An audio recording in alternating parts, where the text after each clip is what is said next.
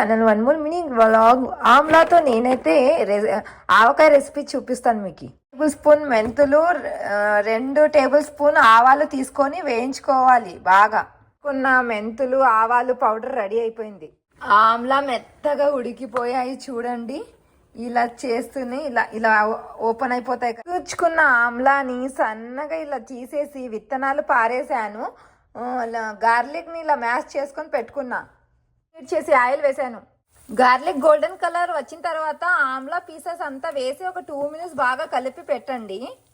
లోనే పెట్టండి. మీకు ఎంత కావాలో అంత రెడ్ కారం పొడి వేసుకోండి. టేస్ట్కి తగినంత కారం పెట్టుకున్న మెంతులు ఆవాల పొడి, స్పూన్ ఉప్పు వేసి కలిపేయండి. మొత్తం ఎంత ఉప్పు వేసినా ఉప్పు ఉన్నట్లు కనపడదు అనమాట. అవి పుల్లగా తీయగా ఉంటాయి. కాబట్టి రెసిపీ అయితే కంప్లీట్ అయిపోయింది. డెలిషియస్ గా చాలా టేస్టీగా వచ్చింది. I hope you like this recipe. Thanks for watching. Like, share and subscribe.